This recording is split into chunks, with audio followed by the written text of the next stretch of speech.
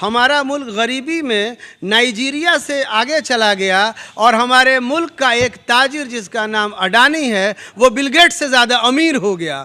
तो इस मुल्क में ये कैसा निज़ाम चल रहा है कि मुल्क की गरीबी का जो इंडेक्स है वो नाइजीरिया से नीचे है और एक ताजिर की अमीरी का जो इंडेक्स है वो बिल गेट्स से आगे चला गया। कि लोग कहते हैं जुलूस निकालने से क्या होता है, लोग कहते हैं जुलूस निकालने से क्या होता है, इससे यह सिद्ध होता है कि हम जीवित हैं, अटल हैं और मैदान से हटे नहीं। आज की विचार सभा भी इसी का प्रमाण होना चाहिए। हम जीवित हैं, अटल हैं और मैदान से हटे नहीं। BA, BCom, BSc, MA, MCom करें विश्व की सबसे बड़ी यूनिवर्सिटी इग्नू से। सॉल्व असाइनमेंट्स और गाइड बुक्स प्राप्त करें। संपर्क करें Mahakal computers, DAV PG college के पास, पंच मंदिरा मोड़ से दाहिने, सिवान। सिवान के होटल सफायर इन में भारतीय संविधान, लोकतंत्र एवं सांप्रदायिकता के खतरे शीर्षक से एक सेमिनार का आयोजन किया गया, जिसमें बिहार के अलग अलग क्षेत्रों के बुद्धिजीवियों ने हिस्सा लिया और जिले के सैकड़ों लोग सभागार में उपस्थित होकर सेमिनार का हिस्सा बने। कि लोग कहते हैं जुलूस निकालने से क्या होता है, लोग कहते हैं जुलूस निकालने से क्या होता है, इससे यह सिद्ध होता है कि हम जीवित हैं, अटल हैं और मैदान से हटे नहीं। आज की विचार सभा भी इसी का प्रमाण होना चाहिए। हम जीवित हैं, अटल हैं और मैदान से हटे नहीं। मेरा घर, मेरे गांव में, मेरा घर गांव के सबसे दक्षिण में पड़ता है और जब ताजिया निकलता था तो मेरे गांव से, मेरे घर से ही होकर के वह शुरुआत उसकी होती थी। और मेरी दादी अड़हुल का फूल तोड़ करके उसी तांबे के लोटे से उस ताजिया पर जल चढ़ाती थी और 1.25 रुपया डाल करके माथा टेक करके उसको प्रणाम करती थी, जिस तांबे के लोटे से वह सूर्य को अर्घ्य दिया करती थी। और हम लोग उसके ताजिया के पीछे पीछे इस लोभ में घूमते रहते थे कि कब हमको झरनी बजाने को मिल जाएगी। और हम नहीं जानते थे कि ताजिया किस धर्म का है और हम किस धर्म के हैं और हमको उसके पीछे पीछे नहीं जाना चाहिए। मेरी दादी भी कट्टर हिंदू थी, मगर वह ताजिया की बांस पर उस ताजिया पर सिर रख करके उसको नमन करती थी, प्रणाम करती थी। अड़हुल का फूल अपनी रीति से, इस्लाम में यह सब नहीं चलता है, अपनी रीति से वह अड़हुल का फूल चढ़ा करके उस पर उसको सिर झुका करके प्रणाम करती थी। आज मेरे दरवाजे पर ताजिया नहीं आता है, मेरे गांव में तक ताजिया नहीं घूमता है। यह फर्क हो गया है। नशेमन पर नशेमन तो इस कदर तामीर करता जा कि बिजली गिरते गिरते आप ही बेजार हो जाए। बिजलियां तो गिरेंगी, ये वैचारिक लड़ाई है, इसमें तकलीफें होंगी, जेल की सऊबतें भी होंगी, लोग पकड़े जाएंगे।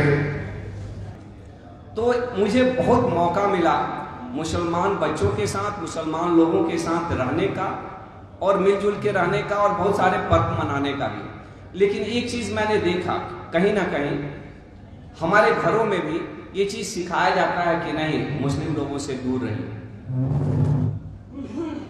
ये आपके धर्म को भ्रष्ट कर सकते हैं, ये आप खाना खिलाएंगे तो आपके खाने में ये क्या उसको गाय का मांस डाल सकते हैं। सांप्रदायिकता का जो बीज, ऐसा नहीं है कि केवल एक तरफ से, दूसरे तरफ से भी जिस तरह से सोशल मीडिया पे परोसा जा रहा है, मुझे लगता है कि ये आने वाले समय के लिए बहुत बड़ा खतरा है। अभी जो महाराष्ट्र के सियासी हलचल में गुवाहाटी से चौपाटी तक जो शर्मनाक और खर्चीला नाटक चला, वह सबके सामने है। हम लोकतंत्र की बात कर रहे हैं। ये भी सच है कि देश की मीडिया में राजनीति और मूल्यों पर बहस एक कर्कश शर्मनाक रोना कुश्ती बन चुकी है। सर, आज मंच पे बड़े बड़े वक्ताओं ने बहुत सारी लंबी तकरीरें की, आपको भी सुना और बड़े संजीदगी के साथ सुना सिवान के लोगों ने। कई बार आप बुद्धिजीवियों के इन बातों से दिल बैठ जाता है जब आप इस खतरे की बात करते हैं। क्या उम्मीद की किरण भी है क्या कोई? चलिए गांव की तरफ। और जो वृहद जनता है, गरीब है, मजलूम है, पिछड़े है, उनके बीच में चलिए, काम वही करना है।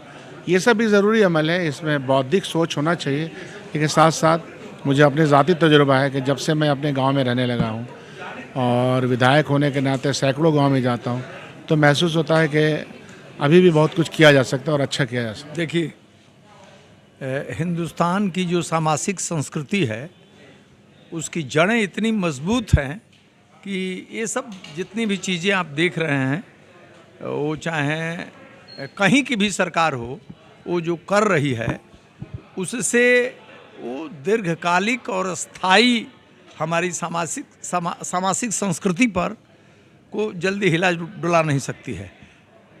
हमको और आपको तत्काल कुछ लगता है कि बहुत बड़ी घटना होने वाली है।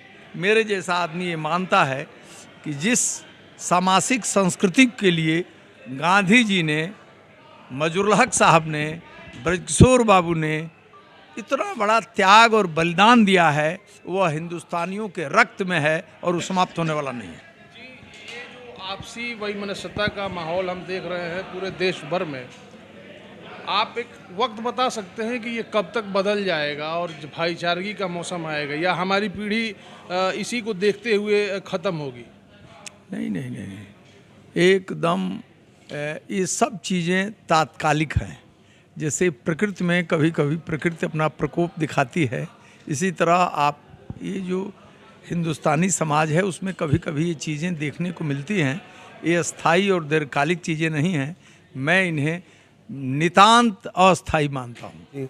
ये आज़ाद हिंदुस्तान की पहली चुनी हुई सरकार है जिसने कि जैसे ही हुकूमत संभाली तो इसके वज़ीर दाखिला ने कहा कि नहीं साहब ये सब जुमला है, और ये सरकार मुसलसल बेचने पर आमादा हो गई और मुल्क के तमाम चीज़ों को तहस नहस करके कौड़ियों के भाव में बेच रही है। और आज हालत ये है, हमारा मुल्क गरीबी में नाइजीरिया से आगे चला गया और हमारे मुल्क का एक ताजिर जिसका नाम अडानी है वो बिल गेट्स से ज़्यादा अमीर हो गया।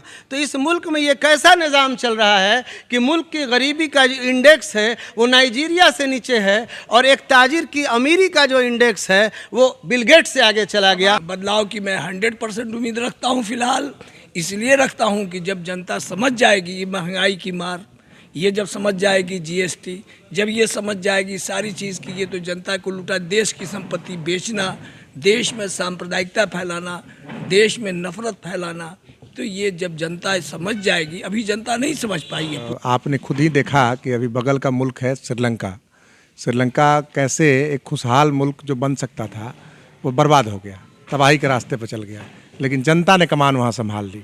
तो यह अपने आप में जो देश के तानाशाह हैं उनके लिए सबक भी है, और ख़ास तौर पर भारतीय संविधान और लोकतंत्र जिस हालत में है अभी, जिस तरीके से लगातार फांसीवादी शक्तियाँ अपने पूरे कारनामों के साथ, पूरे जोशो खरोश के साथ वह काबिज हैं सत्ता में, वह हर चीज़ को तबाह करना चाहती है।